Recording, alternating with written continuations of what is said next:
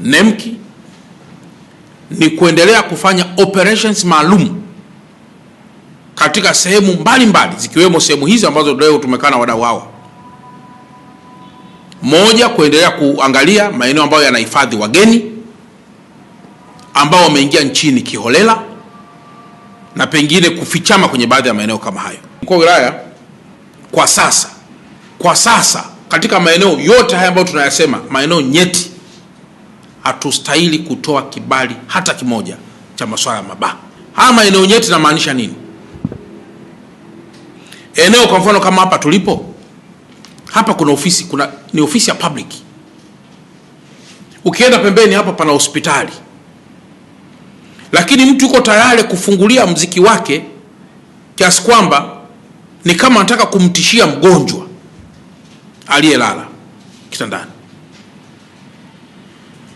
Baa za aina yoyote ya namna hiyo ambazo hazi-observe hizo principles, ndugu zanguni, mimi nabariki baa za namna hiyo kufungwa na kunyang'anywa leseni za biashara.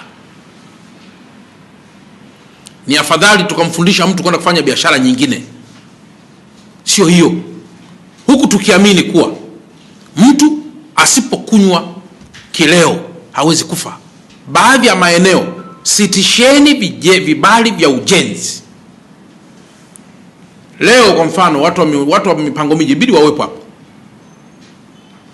Kwa mfano njia ya Ture Drive, Mheshimiwa Mkuu wa Wilaya, ukitoa kibali ile Ture Drive cha kujenga gorofa refu, automatically kwa mujibu wa taratibu na kwa mujibu wa sheria unaziba ule upepo unaotoka moja kwa moja baharini kwenda pia kwenye makazi ya watu wengine, na hiyo ndio sifa Peninsula.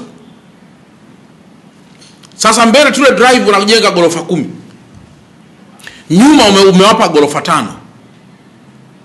Gorofa 5 inatakiwa ziwe mbele ili mshale wa gorofa uende kwa graph unapotoka kutoka usawa bahari. Na ndio maana Mheshimiwa Mkuu wa Wilaya, kama kuna maeneo pale leo mkayaangalie.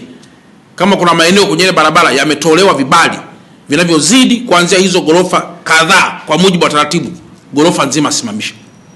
Kwa hiyo natamani kwa wale wote ambao mmepata maonyo, niwape wiki moja ya kuhakikisha mabadiliko yote yamefanyika.